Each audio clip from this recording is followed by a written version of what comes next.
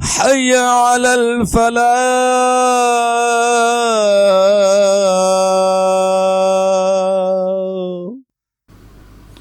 بسم اللہ الرحمن الرحیم. قال اللہ تبارک و تعالی فی الکلام المجید والفرقان الحمید انا بلوناہم کما بلونا اصحاب الجنہ اذ اقسموا لیصرمنہا مصبحین.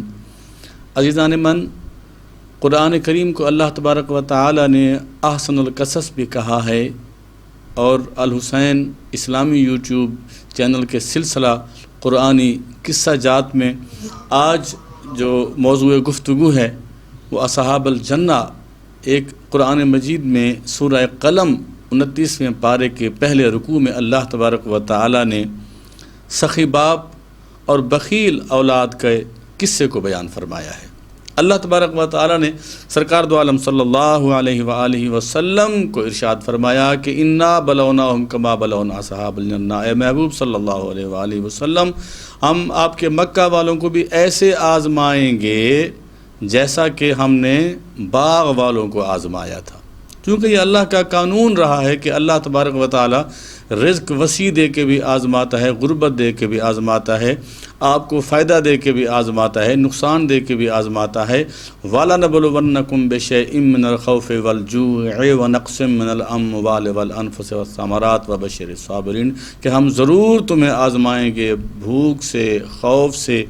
تو قرآن کریم کے دوسرے پارے میں اللہ تبارک و تعالی نے اپنے قانون کو بیان فرمایا کہ یہ اللہ کا قانون ہے، یہ قانون الہی ہے کہ اللہ تبارک و تعالی ہر طرح سے اپنے مخلوق کو آزماتا ہے. اور مکے والوں کو بھی یہی تنبیہ کی گئی کیا کہ اس قصے کو سنیں اور اس سے عبرت حاصل کریں. اس میں سخی باپ اور بخیل اولاد کا واقعہ بیان ہوا ہے. آپ بھی سنیے اور اپنے ایمان کو تازگی پہنچائیے کہ انا بلوناہم کما بلونا اصحاب الجنہ، بے شک ہم انہیں آزمائیں گے جس طرح ہم نے آزمایا باغ والوں کو.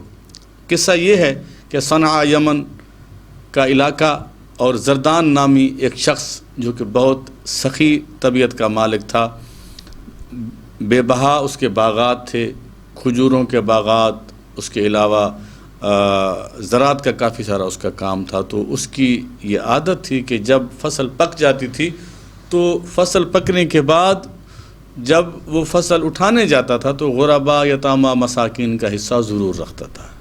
کیونکہ حضور صلی اللہ علیہ وآلہ وسلم کا بھی فرمان عالی شان ہے کہ اللہ تبارک و تعالی نے تمہارے رزق میں غربا کا حصہ رکھا ہے اور وہ ان کو دیا کرو.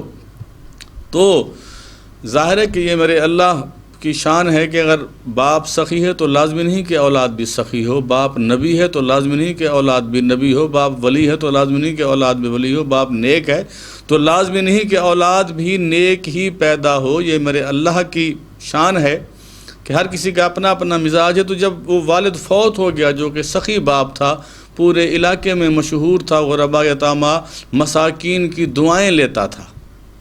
تو ظاہر ہے جن کے گھر کے چولہے اس کے رزق سے چلتے تھے انہوں نے تو دعائیں دینی تھیں. جب وہ فوت ہوا تو آگے 3 بیٹے ہیں. قرآن کریم کی اس قصے میں، روایات میں، تفاسیر میں اس کے 3 بیٹے آتے ہیں. ایک جو تھا وہ متوسط طبیعت کا مالک تھا، کچھ نہ کچھ نیکی کی طرف رجحان تھا. باقی سارے جو تھے وہ قارون اور فرعون کی طبیعت کے تھے دونوں. انہوں نے کہا جی یہ تو ابا جی ہمارا اچھا خاصا جو ہے وہ نقصان کیا کرتے تھے، اب ہم وہ ابا جی والا کام نہیں کرنے والے ہم. تو آج کی نسل بھی ایسے ہی شاید کہتی ہوتی ہے کہ ہمارے بزرگوں کی سوچ پرانی ہے. ظاہر ہے جناب اعلیٰ جس اولاد کو ہم نے پالا، ان کو جوان کیا، ان کو رزق حلال کما کے کھلایا، اب وہ نئی نسل ہے، وہ اپنی ہی باتیں کرتے، پھر ان کی اپنی ہی مرضی ہے. تو یہ نسل جو ہے وہ وہاں سے چلی آ رہی ہے، آج کی نسل کا قصور نہیں ہے. اس مزاج کے بندے وہ بھی انسان تھے، یہ بھی انسان ہے. سو کم ٹو دی پوائنٹ، ہم اپنی اصلی بات کی طرف آتے ہیں. تو انہوں نے کہا کہ جی اب جب فصل پک جائے گی تو ہم کیا کریں گے؟ آپس میں قسم اٹھا لو کہ ہم صبح صبح جا کے وہ فصل اٹھا لیں گے، غربا، یتاما، مساکین کو ان کا حصہ نہیں دیں گے. قرآن فرماتا ہے اذ اقسموا لیصرمنہا مصبحین، انہوں نے قسم کھا لی کہ صبح صبح چلے جائیں گے. ولا یستثنون، اللہ کو بھول گئے، انشاءاللہ بھی نہ کہا. اللہ فرماتا ہے کہ وَمَكَرُوا وَمَكَرُ اللَّهُ وَاللَّهُ خَيْرُ الْمَاكِرِينَ، ایک چال تم چلو، ایک چال اللہ چلتا ہے، اللہ بہترین چال چلنے والا ہے. جہاں انسان کی سوچ، وہم، گمان، اس کی ساری قابلیتیں، اس کے سارے عقل فہم ختم ہو جاتے ہیں، اللہ کی قدرت وہاں سے شروع بھی نہیں ہوتی۔ انہ علیم بذات الصدور، وہ اللہ تعالیٰ دلوں کے راز جاننے والا ہے۔ تو اللہ فرماتا ہے جب انہوں نے یہ قسم کھا کے سو گئے تو فطاف علیہا طائف من ربک وہم نائمون، آیا ایک چکر لگانے والا، پھیرا لگانے والا وہاں پہ پھیرا لگا گیا، وہم نائمون، وہ سو رہے تھے۔ فاصبحت کالصریم، صبح جب وہ پہنچے اپنی فصل کی جگہ کے اوپر تو فصل جلی ہوئی تھی، اس کے اوپر پھیرا لگا ہوا تھا، ایسا معلوم ہوتا تھا کہ کٹی ہوئی فصل ہے، جلی ہوئی فصل ہے، یہاں پہ کچھ کبھی پیدا ہی نہیں ہوا تھا۔ تو فتنادوا مصبحین، قرآن کی زبان میں سنیے، فتنادوا مصبحین، صبح صبح ایک دوسرے کو پکارنے لگے، ان اغدوا علی حرثکم ان کنتم صارمین، آ جاؤ اگر فصل کاٹنی ہے تو۔ فانطلقوا وہم یتخافتون، آہستہ آہستہ ایک دوسرے کو کہتے جا رہے تھے، اللہ یدخلنها اليوم علیکم مسکین، آج یاد رکھیے گا کہ کوئی مسکین وہاں پہ آنے نہ پائے۔ وغدوا علی حردن قادرین فلما رأوها قالوا انا لضالون، جب وہ وہاں پہ پہنچے تو دیکھتے ہیں کہ فلما رأوها قالوا انا لضالون، ظاہر ہے آپ شام کو ایک جگہ پہ باغ دیکھتے ہیں، بلڈنگ دیکھتے ہیں، جب آپ صبح وہاں پہنچتے ہیں تو وہاں پہ چٹیل میدان ہوتا ہے، تو آپ تو یہی کہیں گے نا کہ جی یہاں پہ تو لگتا ہے کوئی چیز تھی ہی نہیں، ہم بھول گئے، ہم پتہ بھول گئے، ایڈریس بھول گئے، ہم کسی اور جگہ پہ آ گئے ہیں۔ جب اللہ کی قدرت کا کرشمہ دیکھا، اللہ کا انتقام دیکھا، اپنی بدنیتی کا انجام دیکھا تو کہا کہ ہائے ہم تو بھول گئے کہ ہم کسی اور جگہ پہ آ گئے ہیں، بل نحن محرومون، بلکہ ہم تو بدقسمت ہو گئے۔ درمیانی طبیعت والے بندے نے کہا جو کچھ اپنے باپ کی عادات کے اوپر تھا، کہتا ہے کالا اوساتہم علم اقل لکم لولا تسبحون، میں تمہیں کہتا نہ تھا کہ اللہ کی تسبیح بیان کیا کرو، یہ اللہ کا مال ہے، غرباء یتامیٰ مساکین کا حصہ ہے، ان کو دیا کرو۔ قالوا سبحان ربنا انا کنا ظالمین، سب نے ایک آواز ہو کے کہا کہ بے شک اللہ تبارک و تعالیٰ کی ذات پاک ہے، ہم ہی ظالم ہیں۔ فاقبل بعضهم على بعض یتلاومون، ہماری جو ایک عادت ہے، ہم انسان خود گناہ خود کرتے ہیں، لعنت شیطان کے اوپر بھیجتے ہیں، اپنی غلطی ہمیشہ دوسرے کے اوپر تھوپتے ہیں، وہاں پہ وہ انسانی فطرت بیان کی گئی۔ فاقبل بعضهم على بعض یتلاومون، کہ ایک دوسرے کے اوپر الزام لگانے لگ گئے۔ قالوا یا ویلنا انا کنا طاغین، کاش کہ ہم سرکش نہ ہوتے۔ تو درمیانے بھائی نے کہا عسیٰ ربنا ان یبدلنا خیرا منہا انا الی ربنا راغبون، قریب ہے کہ اگر ہم اچھے ہو جائیں تو اللہ تعالی ہماری حالات بدل دے گا، اللہ اس سے بہتر دینے کے اوپر قادر ہے۔ کذالک العذاب والعذاب الآخرۃ اکبر لو کانوا یعلمون، وہ کہنے لگا کہ یہ تو جس طرح پوری فلم دیکھنے سے پہلے ایک ٹریلر ریلیز ہوتا ہے، ڈرامہ دیکھنے سے پہلے اس کے کچھ جو ہیں وہ سین کیے جاتے ہیں تاکہ ان کا تعارف کرایا جائے کہ ڈرامے کے اندر کیا پیش کیا جائے گا، تو یہ اللہ کے عذاب کا ٹریلر تھا، پوری فلم تو آخرت میں چلنی ہے، پورا ڈرامہ تو آخرت میں چلنا ہے۔ کذالک العذاب، کیونکہ اس دنیا کے اندر رہتے ہوئے اللہ تبارک و تعالی انسان کو جو کوئی مشکل مصیبت دیتا ہے تو انسان کو بتاتا ہے کہ یہ دنیا کا عذاب ہے، آخرت کا عذاب اس سے بھی بڑا ہوگا۔ اور اللہ تعالیٰ نے قرآن مجید میں کیا ارشاد فرمایا کہ انسان کی فطرت ایسی ہے، انسان کو جب اللہ آزماتا ہے تو وَإِذَا مَسَّ الْإِنسَانَ الضُّرُّ دَعَانَا لِجَنبِهِ أَوْ قَاعِدًا أَوْ قَائِمًا، فرمایا جب اس کو تکلیف آتی ہے نا، جب اس کو تکلیف آتی ہے تو یہ اٹھتے بیٹھتے اللہ اللہ اللہ پکارتا ہے، مجھے یاد کرتا ہے، لیکن میں خدا کی ذات ایسی با وفا ذات ہوں، ہماری شرط وفا یہی ہے، وفا کرو گے وفا کریں گے۔ اللہ تبارک و تعالیٰ کی شرط وفا یہی ہے کہ اللہ کو پکارتے رہو، اللہ کے ساتھ وفا یہی ہے کہ اللہ کو پکارتے رہو، اللہ تمہاری پکار کو سنتا رہے گا۔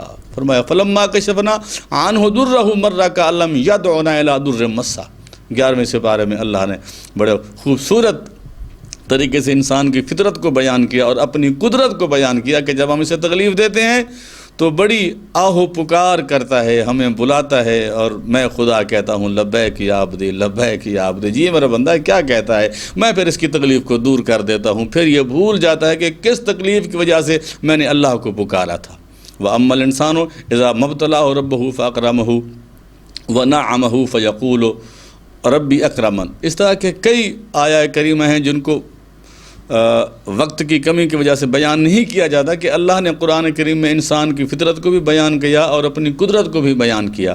تو تفاسیر میں لکھتے ہیں کہ جب انہیں عذاب کا دنیاوی مزہ چکھایا گیا تو انہوں نے اسی وقت توبہ کی، اور توبہ کے بعد باغ کے اوپر دوبارہ محنت کرنا شروع کر دی۔ اگلے سال جب باغ کے پھلوں کا وقت آیا تو نیت جو تھی وہ یہ تھی کہ غربا یتاما مساکین کو دینا ہے، اللہ نے ان کا حصہ اس میں رکھا ہوا ہے۔ آج بھی یہی ہوتا ہے جب ہم گندم اٹھانے جاتے ہیں تو میرے سب ناظرین سے یہ درخواست ہے کہ آج کل گندم کا سیزن ہے، جو ذمہ دار بھائی میری بات کو سن رہے ہیں اپنا عشر ضرور نکالیں۔ غربا یتاما مساکین کا اللہ نے آپ کے رزق میں حصہ رکھا ہے، اس کو ضرور نکالیں۔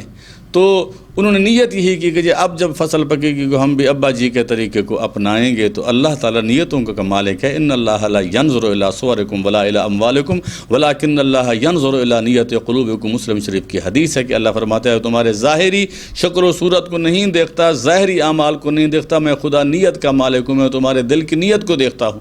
دل میں ارادہ یہی تھا کہ اس سال صدقہ ضرور کرنا ہے، تو تفاسیر میں آتا ہے جب اگلے سال ان کے انگوروں کے خوشے پکے تو عربی نسل کے جو بندے تھے 6-7 فٹ قد کے ہوتے تھے، ان کے قد کے برابر انگور کا خوشہ تھا، اور ایک انگور کا وزن جو ہے وہ ایک خچر اٹھاتا تھا۔ تو عسیٰ ربنا ان یبدلنا خیرا منہا انا الی ربنا راغبون، پورا ہو گیا کہ قریب ہے کہ اگر ہم اپنی نیت کو بدل دیں تو اللہ عذاب کو بھی ہم سے دور فرما دے گا، ہماری صحیح نیت کے بدلے میں اللہ ہمیں صحیح صلہ عطا فرمائے گا۔ عزیزان من، اس قصے سے جو ہمیں سبق حاصل ہوتا ہے وہ یہی ہے کہ ہر عمل کے اندر خلوص ہونا چاہیے، اور ہر عمل اللہ اور اللہ کے رسول کی رضا کے لیے ہونا چاہیے۔ اور السخی حبیب اللہ، نبی کریم صلی اللہ علیہ وسلم نے فرمایا کہ سخی اللہ کا دوست ہے، ہمیں اللہ کا دوست بننا چاہیے۔ اور فرمایا البخیل عدو اللہ، کہ جو بخیل ہے وہ اللہ کا دشمن ہے، ہمیں اللہ کا دوست بننا چاہیے، اللہ کا دشمن نہیں بننا چاہیے۔ اسی میں ہی ہماری کامیابی ہے۔ وما علیہ الا البلاغ المبین۔